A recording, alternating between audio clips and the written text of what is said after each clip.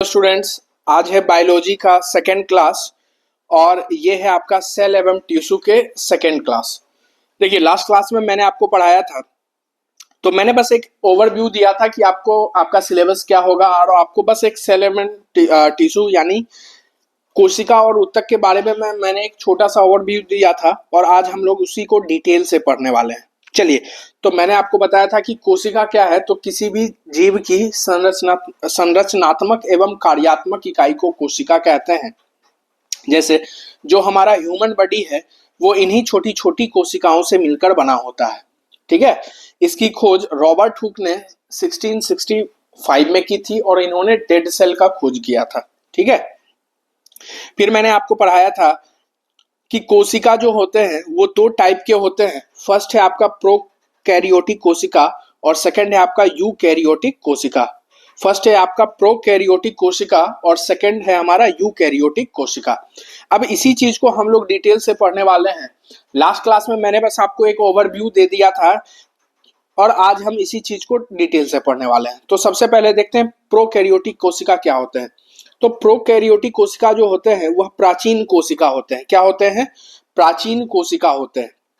कहा जाता है कि जब से मानव की उत्पत्ति हुई है तो सबसे स्टार्टिंग में जो हमारा सेल बना था वो प्रोकैरियोटिक कोशिका ही थे। यानी मैंने आपको एग्जांपल दिया था कि जो नील हरित शैवाल जो हैं वो आपके एग्जांपल किसके हैं? प्रोकैरियोटिक कोशिका। यानी सबसे पहले प्राचीन कोशिका जो बनी वो प्रोकैरियोटिक कोशिका बनी, फिर धीरे धीरे कोशिका का डेवलप हुआ तो वो यूकैरियोटिक कोशिका बनी। ठीक है, तो जीवन की उत्पत्ति के टाइम यही कोशिका थी और सबसे पहले नील हरित शैवाल ही आए थे, इसलिए इसे हमें प्राचीन कोशिका बोल रहे हैं। और प्रोकैरियोटिक कोशिका जो होते हैं वो एक कोशिकीय होते हैं यानी यूनिसेल्युलर होते हैं। यह पूर्ण विकसित नहीं होता है। जो प्रोकैरियोटिक कोशिका होते हैं वह पूर्ण विकसित नहीं होते हैं क्योंकि इसमें ना तो माइटोकॉन्ड्रिया पाया जाता है, ना ही अंतःप्रद्रव्य जालिका पाया जाता है, ना ही गोल्जी कॉय पाया जाता है या गोल्जी बॉडी, ना ही न्यूक्लियस यानी केंद्रक या केंद्रक आवरण। ये सब सारे चीज इसमें नहीं पाए जाते हैं, इसलिए इसे बोला जाता है कि प्रोकैरियोटिक कोशिका पूर्ण विकसित नहीं होता है। साथ ही साथ इसमें ना तो केंद्रक होता है और ना ही केंद्रक आवरण होता है। ठीक है, और अगर हम यूकैरियोटिक कोशिका की बात करें तो इसे हम आधुनिक कोशिका कहते हैं। क्या बोलते हैं? इसे हम आधुनिक कोशिका कहते हैं। यह एक कोशिकीय और बहुकोशिकीय होता है, यानी ये यूनिसेल्युलर भी होता है और मल्टी सेल्युलर भी होता है और यह कंप्लीट डेवलप होता है। कंप्लीट डेवलप कहने का मतलब यह है कि इसमें ये सारे चीजें पाई जाती हैं जैसे माइटोकॉन्ड्रिया, अंतःप्रद्रव्य जालिका, गोल्जी कॉय, गोल्जी बॉडी, न्यूक्लियस, यानी ये सारे माइटोकॉन्ड्रिया, ये सब सारे जो कोशिकांग होते हैं वह हमारे यूकैरियोटिक कोशिका में पाए जाते हैं, जबकि ये सारे जो मैंने अभी नाम लिया वो आपके प्रोकैरियोटिक कोशिका में नहीं पाए जाते। इसलिए हम इसे बोलते हैं प्रोकैरियोटिक कोशिका को कि यह पूर्ण विकसित नहीं होता है, जबकि यूकैरियोटिक कोशिका को हम बोलते हैं यह पूर्ण विकसित होता है।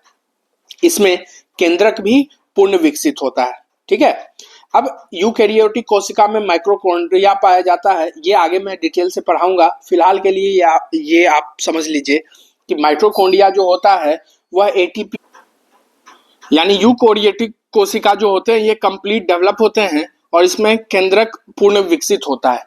अब ध्यान रखिएगा, जैसे मैंने आपको बताया था लास्ट क्लास में कि नील हरित शैवाल ये सब किसके एग्जाम्पल हैं? प्रोकैरियोटिक कोशिका के। और जो आपका प्लांट सेल है और एनिमल सेल है ये सारे किसके एग्जाम्पल हैं? यूकैरियोटिक कोशिका के। और नील हरित शैवाल प्रोकैरियोटिक कोशिका के एग्जाम्पल है। जैसे इसमें यूकैरियोटिक कोशिका में माइटोकॉन्ड्रिया पाया जाता है और ध्यान रखिएगा, मैं भी हालांकि डिटेल से पढ़ाऊंगा माइटोकॉन्ड्रिया को। फिलहाल के लिए ये समझिए कि माइटोकॉन्ड्रिया का काम जो है एटीपी के रूप में ऊर्जा का निर्माण करता है। ये जो माइटोकॉन्ड्रिया है वह एटीपी के रूप में ऊर्जा का निर्माण करता है। सेम वे में प्रोकैरियोटिक कोशिका में भी तो ऊर्जा का निर्माण होना चाहिए, तो इसमें मीसोसोम जो है वह एटीपी के रूप में ऊर्जा का निर्माण करता है। ध्यान रखिएगा, मीसोसोम 70S टाइप होता है और इसमें क्या होता है? राइबोसोम पाया जाता है और राइबोसोम 80S टाइप के होते हैं। ठीक है, इसमें मीसोसोम होते हैं। प्रोकैरियोटिक कोशिका में मीसोसोम होते हैं जो कि एटीपी के रूप में ऊर्जा का निर्माण करते हैं और यूकैरियोटिक कोशिका में माइटोकॉन्ड्रिया होता है जो कि एटीपी के रूप में ऊर्जा का निर्माण करता है। जैसे प्रोकैरियोटिक कोशिका में जो मीसोसोम होता है वह 70S टाइप का होता है और यूकैरियोटिक कोशिका में जो राइबोसोम होता है वह 80S टाइप का होता है। अब हम लोग एक एक कर पढ़ते हैं। सबसे पहले प्रोकैरियोटिक कोशिका और उसके डायग्राम को देखते हैं। तो ये है हमारा प्रोकैरियोटिक कोशिका। ये जो होता है ये आपका क्या है, मीसोसोम। और मैंने अभी आपको जस्ट ऊपर बताया है कि मीसोसोम का काम क्या है। मीसोसोम जो है एटीपी के रूप में ऊर्जा का निर्माण करता है। और कहाँ करता है, तो प्रोकैरियोटिक कोशिका में। प्रोकैरियोटिक कोशिका में मीसोसोम जो है एटीपी के रूप में ऊर्जा का निर्माण करता है। क्लियर है। ये आपका डीएनए लाइक स्ट्रक्चर होता है और डीएनए का काम क्या है, अनुवांशिक पदार्थों को अपने बच्चों में ये ट्रांसफर करता है, यानी एक जीव से दूसरे जीव में ट्रांसफर करता है। ये आपका राइबोसोम है और राइबोसोम क्या है, 70S टाइप का है। राइबोसोम किसका है, 70S टाइप का होता है। ठीक है, चलिए अब प्रोकैरियोटिक कोशिका के एग्जाम्पल क्या हैं आपके। प्रोकैरियोटिक कोशिका के एग्जाम्पल हैं, जैसे ये कभी कभी पूछ लेता है।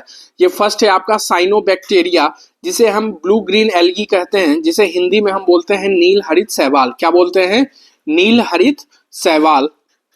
इसमें यानी साइनोबैक्टीरिया में जीवाणु के साथ साथ इसमें पादपों के भी गुण देखने को मिलते हैं। और सेकंड जो है आपका एग्जाम्पल है वो है माइक्रोप्लाज्मा। और यह माइक्रोप्लाज्मा जो होता है यह सबसे स्मॉलेस्ट सेल होता है, यानी सबसे सूक्ष्म जीव होता है, यानी सबसे सूक्ष्म कोशिका होता है। वो क्या है, माइक्रोप्लाज्मा। एक बार ये क्वेश्चन में पूछा गया था कि माइक्रोप्लाज्मा को और हम किस नाम से जानते हैं, तो माइक्रोप्लाज्मा को जो हम पीपीएलओ के नाम से जानते हैं और इसका फुल फॉर्म होता है प्लूरोन्यूमोनिया लाइक ऑर्गेनिज्म। इसे हम क्या बोलते हैं, प्लूरोन्यूमोनिया लाइक ऑर्गेनिज्म। तो ये आपका था हमारा क्या, प्रोकैरियोटिक सेल। और सेकंड है आपका यूकैरियोटिक सेल। अब ध्यान रखिएगा, प्रोकैरियोटिक सेल सिंगल कोशिकीय होता है, यानी एक कोशिकीय होता है, जबकि यूकैरियोटिक सेल आपका एक कोशिकीय भी होता है और बहुकोशिकीय भी होता है। और प्रोकैरियोटिक को जो है वो आपका कंप्लीट विकसित यानी कंप्लीट डेवलप नहीं होता, जबकि यूकैरियोटिक जो होता है उसमें आप देख सकते हैं ये कंप्लीट डेवलप्ड होता है। क्यों होता है, और मैंने आपको बताया था कि यूकैरियोटिक कोशिका में जो कोशिकांग है, जैसे माइटोकॉन्ड्रिया, इसे इंग्लिश में माइटोकॉन्ड्रिया और हिंदी में भी माइटोकॉन्ड्रिया ही कहते हैं, chloroplast, endoplasmic reticulum, Golgi bodies, lysosome, ribosome, centrosome, nucleus और न्यूक्लियस मेम्ब्रेन और वैक्यूल्स आदि कोशिकांग पाए जाते हैं, जबकि प्रोकैरियोटिक कोशिका में ये सारे चीज नहीं पाए जाते हैं। ठीक है, एक बार हिंदी में भी कह देता हूं, माइक्रोकॉन्ड्रिया को हिंदी में माइक्रोकॉन्ड्रिया ही कहते हैं, क्लोरोप्लास्ट को हिंदी में बोलते हैं हरित लवक, इंडोप्लाज्मिक रेटिकुलम को हिंदी में बोलते हैं अंतःप्रद्रव्यी जालिका, फिर है गोल्जी बॉडीज जिसे हिंदी में बोलते हैं गोल्जी कॉय, लाइसोसोम को लाइसोसोम, राइबोसोम को हिंदी में भी राइबोसोम, सेंट्रोसोम को हिंदी में तारक कॉय कहते हैं। क्या बोलते हैं, तारक कॉय। न्यूक्लियस एंड न्यूक्लियर मेम्ब्रेन यानी केंद्रक और केंद्रक आवरण। नेक्स्ट है आपका वैक्यूल्स, जिसे हम हिंदी में बोलते हैं रिक्तिका। यानी अब आपको कंप्लीट डिफरेंस समझ में आया होगा। लास्ट क्लास में मैंने बस आपको एक ओवरव्यू दिया था, आज हम लोग इसी चीज को डिटेल से पढ़ रहे हैं, क्योंकि लास्ट क्लास हमारा फर्स्ट क्लास था, तो ये बहुत ही छोटा वीडियो था लास्ट क्लास वाला, तो हम उसको बस एक मैंने आपको ओवरव्यू दिया था। और आज जो आपका सेकंड लेक्चर है कोशिका और उत्तक का, यानी सेल एवं टिश्यू का, उसको हम लोग डिटेल से पढ़ रहे हैं। ठीक है, चलिए अब यूकैरियोटिक कोशिका के जो एग्जाम्पल हैं वह है प्लांट कोशिका यानी प्लांट सेल और एनिमल सेल, और एक एक कर हम इसके स्ट्रक्चर को पढ़ते हैं। तो सबसे पहले स्टार्ट करते हैं प्लांट सेल। सबसे पहले प्लांट सेल, देखिए ये मैंने एक छोटा सा स्ट्रक्चर बताया है, लेकिन लास्ट में अगर आप देखेंगे, लास्ट में यहां आपको दिख रहा होगा, ये मैंने बड़ा सा स्ट्रक्चर बनाया है यहाँ। ठीक है, तो कहाँ क्या है मैं ये आपको एक बार यहां दिखा दे रहा हूं। ये आपके जो आउटर मोस्ट ये जो पार्ट है, आउटर मोस्ट एरिया जो है, इसे हम बोलते हैं सेल वॉल। क्या बोलते हैं, सेल वॉल। चलिए, तो सबसे पहले मैं जितना छोटा मैं बनाया हूं सबसे पहले मैं उसको दिखा देता हूं आपको। यहां अगर ध्यान से देखें, एक्चुअली मैंने अभी वीडियो रिकॉर्ड कर लिया था, इसलिए आपको ये यहाँ आपको दिख रहा होगा कि यहाँ फिर से लिखा हुआ और देखा गया तो बाद में उसमें साउंड ही नहीं था, तो मुझे ये वीडियो फिर से बनाना पड़ रहा है, इसलिए थोड़ा सा क्लमसी हो गया है, मतलब आपको ठीक से दिख नहीं रहा होगा। लेकिन अब चूंकि मैं इसको फिर से नहीं लिख सकता था, ऑलरेडी मुझे 1-1.5 घंटे लग गए थे, तो आप लोग बस थोड़ा सा बियर कीजिए और इसी के साथ आप एडजस्ट कीजिए। मैं फिर भी एक बार आपको फिर से रिपीट कर दे रहा हूँ, क्योंकि मैं लास्ट जो वीडियो बनाया वो लगभग 30 से 40 मिनट का था, वो इन वेन हो गया क्योंकि उसमें साउंड ही नहीं था। तो चलिए फिर से स्टार्ट करते हैं। तो ये आपका जो है प्लांट सेल है, और ये जो आपका एरिया यहाँ दिख रहा है, ये आउटर मोस्ट एरिया है, इसे हम बोलते हैं सेल वॉल। इसे हम क्या बोलते हैं? सेल वॉल, जिसे हम हिंदी में बोलते हैं कोशिका भित्ति। क्या बोलते हैं? कोशिका भित्ति। ध्यान रखिएगा, कोशिका भित्ति जो होता है यह प्लांट कोशिका के संरचना बनाए रखने में मदद करता है। यह प्लांट कोशिका के संरचना बनाए रखने में मदद करता है, और जो सेल वॉल होता है वह सिर्फ और सिर्फ प्लांट कोशिका में ही पाया जाता है, यानी पादप कोशिका में ही पाया जाता है। यह जंतु कोशिका में नहीं पाया जाता है। कोशिका भित्ति जंतु कोशिका में नहीं पाया जाता है। और यह जो पादप कोशिका में पाया जाता है, यह किसका बना होता है? कोशिका भित्ति सेलुलोज का बना होता है। ये भी इंपॉर्टेंट है, ये ध्यान रखिएगा आप, ये बार बार एग्जाम में पूछा जाता है। पादप कोशिका में जो कोशिका भित्ति बना होता है वह सेल्यूलोज का बना होता है। कवक कोशिका में जो कोशिका भित्ति होता है वह काइटिन का बना होता है। और जीवाणु कोशिका में जो होता है वह पेप्टिडोग्लाइकॉन के नाम से जाना जाता है। किसके नाम से जाना जाता है? पेप्टिडोग्लाइकॉन से। सेकंड, ये है आपका सेल मेम्ब्रेन, जिसे हम बोलते हैं कोशिका झिल्ली।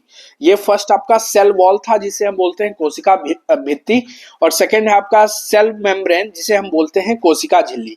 कोशिका झिल्ली ये जो होता है कोशिका झिल्ली, यह अर्ध पारगम्य झिल्ली है, और यह सेलेक्टिव पदार्थ जो है, सेलेक्टिव पदार्थ को अंदर से बाहर या बाहर से अंदर करने में मदद करता है।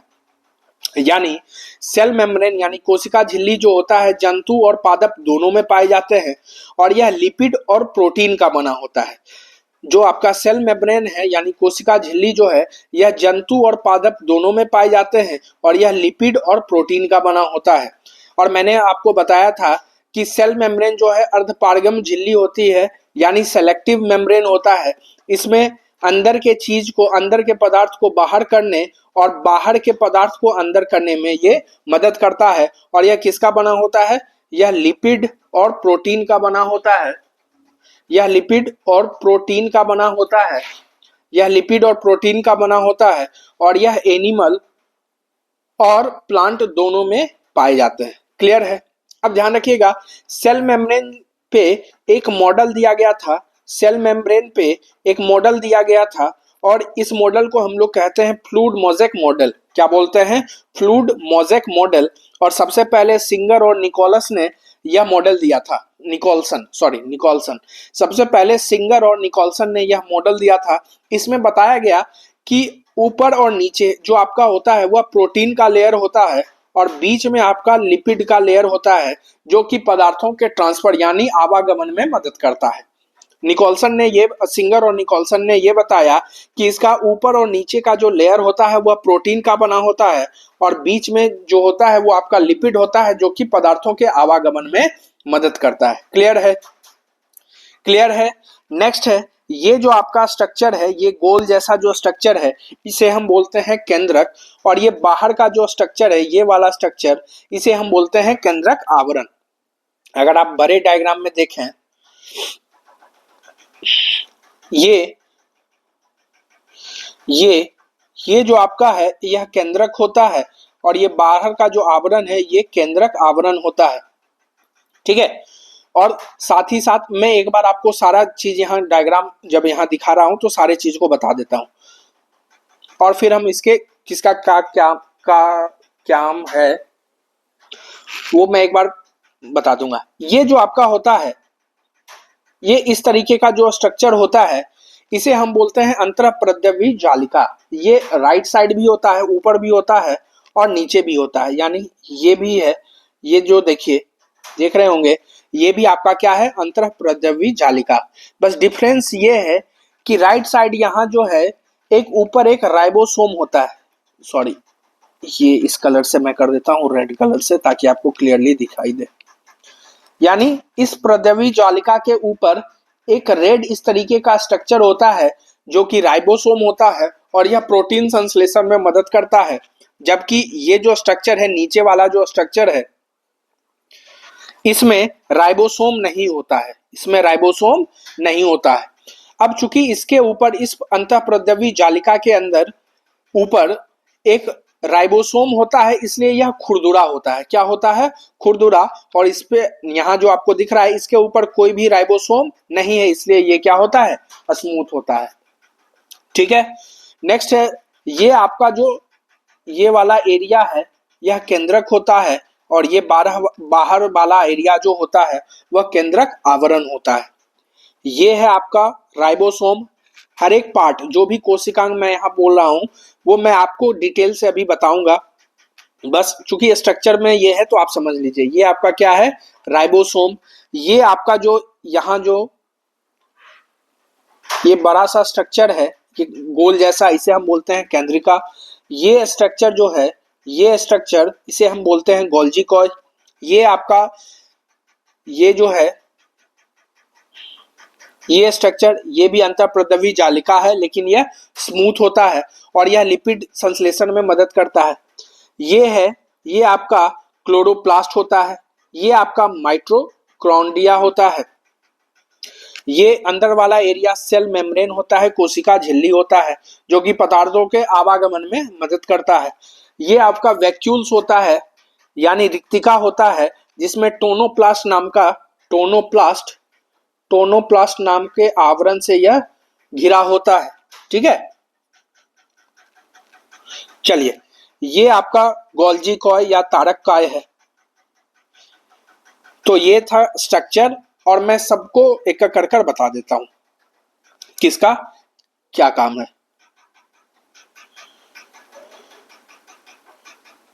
चलिए, यहां तक मैंने आपको बताया था फ्लूइड मोज़ेक मॉडल, इसको सिंगर और निकोलसन ने दिया था। इसमें बताया गया था कि ऊपर और नीचे क्या होता है, प्रोटीन का लेयर होता है और बीच में लिपिड की परत होती है जो पदार्थों के आवागमन में मदद करता है। नेक्स्ट है आपका गुणसूत्र।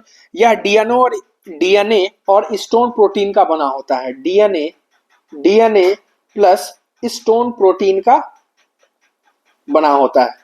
ठीक है, और यह एक क्या होता है, अनुवांशिक पदार्थ होता है, जिसका काम क्या होता है, माता पिता के अनुवांशिक लक्षणों को अपने पीढ़ी दर पीढ़ी अपने बच्चों में ट्रांसफर करना। ठीक है, अनुवांशिकता की जो सबसे छोटी इकाई होती है उसे हम जीन बोलते हैं, और इसकी खोज जो हानसन ने किया था। किसने किया था? जो हानसन ने किया था। और ध्यान रखिएगा, जीन जो है वह डीएनए के ऊपर पाया जाता है। जीन जो है वह डीएनए के ऊपर पाया जाता है। नेक्स्ट है राइबोसोम।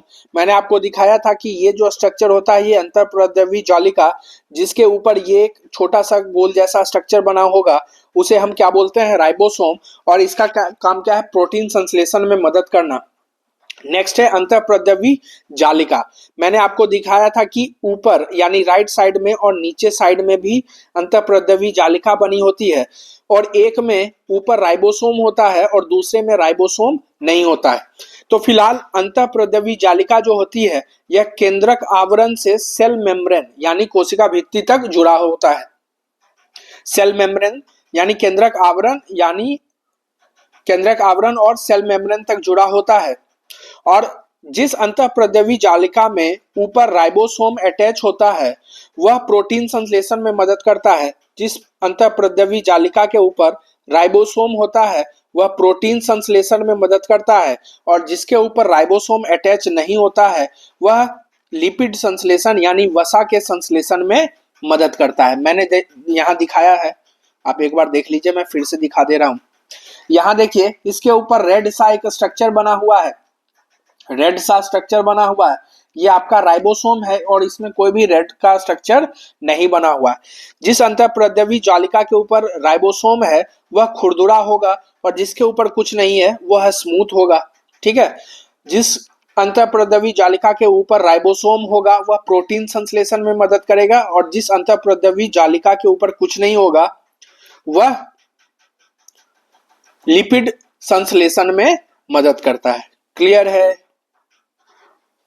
चलिए नेक्स्ट, लिपिड को का ही दूसरा नाम वसा है, और लिपिड का ही जो सिनोनिम्स है वो वसा भी कहते हैं इसको। ठीक है, नेक्स्ट है आपका रिक्तिका, वैक्यूल्स। जो इस तरीके का स्ट्रक्चर आप देख रहे होंगे, ये आपका क्या है? वैक्यूल्स। वैक्यूल्स याद रखिएगा, यह पादप कोशिका में जो है वह इसका साइज बड़ा होता है, और जंतु कोशिका में इसका साइज छोटा होता है। और इसका जो मेन काम होता है, इमरजेंसी कंडीशन में जल, भोजन और खनिज पदार्थों का संग्रहण करना होता है। यानी वैक्यूल्स का काम क्या है? इमरजेंसी कंडीशन में जल, भोजन और खनिज पदार्थों का संग्रहण करना होता है।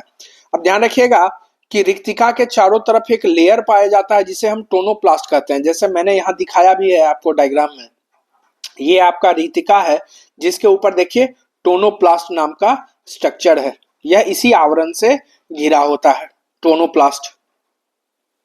ठीक है, नेक्स्ट है आपका हरित लवक। हरित लवक यानी लवक यानी इसे हम क्या बोलते हैं? प्लास्टिड। और ध्यान रखिएगा, ये जो प्लास्टिड यानी लवक होता है वह सिर्फ और सिर्फ प्लांट सेल में पाया जाता है। यानी प्लास्टिड यानी जो लवक है वह प्लांट सेल में पाया जाता है। 3 टाइप के आपके प्लास्टिड होते हैं। फर्स्ट है आपका क्लोरोप्लास्ट जिसे हम हिंदी में बोलते हैं हरित लवक। सेकंड है आपका क्रोमोप्लास्ट जिसे हम हिंदी में बोलते हैं वर्णी लवक। थर्ड है आपका ल्यूकोप्लास्ट जिसे हम बोलते हैं अवर्णी लवक। ठीक है, अब ध्यान रखिएगा, यह केवल प्लांट सेल में, यानी ये जो लवक है यह केवल और केवल प्लांट सेल में पाया जाता है। अब क्लोरोप्लास्ट यानी हरित लवक के कारण पौधे का रंग हरा होता है। ये वर्णी लवक जो है हरे रंग को छोड़कर सारे कलर के लिए आपका जो है वर्णी लवक जिम्मेदार है, और अवर्णी लवक जो होता है वह रंगहीन होता है और ज्यादातर यह जड़ों में पाया जाता है। और इसका यानी ल्यूकोप्लास्ट यानी अवर्णी लवक का जो काम है वह भोजन का संचय है। क्या है? भोजन का संचय है। और यही मैं बता देता हूं कि ल्यूकोप्लास्ट यानी अवर्णी लवक जो है वह भी 3 टाइप के होते हैं। फर्स्ट है आपका एमाइलोप्लास्ट, सेकंड है आपका इलियोप्लास्ट, और थर्ड है आपका प्रोटीनोप्लास्ट। एमाइलोप्लास्ट जो होता है वह कार्बोहाइड्रेट और स्टार्च यानी मंड का संचय करता है। इलियोप्लास्ट जो है तेल और वसा का संचय करता है, और प्रोटीनोप्लास्ट जो है आपका प्रोटीन का संचय करता है। किसका संचय करता है? प्रोटीन का संचय करता है। अब ध्यान रखिएगा, क्लोरोप्लास्ट जो है प्रकाश संश्लेषण की मदद से अपना ये क्या करते हैं? भोजन बनाते हैं। और क्लोरोप्लास्ट में क्लोरोफिल नाम का एक तत्व पाया जाता है जिसमें मैग्नीशियम तत्व की सर्वाधिक प्रधानता होती है। अब ध्यान रखिएगा, कभी कभी ये भी पूछ लेता है आपसे what is the difference between chloroplast and chlorophyll. तो ध्यान रखिएगा, क्लोरोप्लास्ट सजीव है और क्लोरोफिल निर्जीव है, जो कि प्रकाश संश्लेषण की क्रिया में मदद करता है। क्लोरोप्लास्ट सजीव है, क्लोरोफिल निर्जीव है, और यही जो क्लोरोफिल है वो प्रकाश संश्लेषण की क्रिया में मदद करता है। और एक पॉइंट यहां लिख लीजिएगा कि लाल और नीले रंग का अवशोषण सर्वाधिक उपयोग जो है प्रकाश संश्लेषण में किया जाता है। यानी प्रकाश संश्लेषण में किस रंग का सर्वाधिक यूज होता है? तो वह है लाल और नीला। क्लियर है? तो चलिए आज के वीडियो में मैं इतना ही रोक रहा हूं, क्योंकि फिर ये वीडियो लंबा हो जाएगा तो आप लोगों को मजा नहीं होगा। तो मैं इसी तरीके से डीप से पढ़ाने की कोशिश कर रहा हूं, और ये नोट्स जो है बहुत ही इंपॉर्टेंट है। लगभग आपके सारे क्वेश्चन जो हैं किसी भी पीसीएस हो या एसएससी हो या रेलवे हो उसके कवर हो जाएंगे। ठीक है, तो कल हम कंटिन्यू करते हैं आगे, फिर माइटोकॉन्ड्रिया, और फिर आपका माइटोकॉन्ड्रिया में ही हम लोग पढ़ेंगे ग्लाइकोलाइसिस, क्रेब्स साइकिल, फिर तारक कॉय जो आपका सेंट्रोसोम है जो मैंने लिखाया था, फिर है गोल्जी कॉय।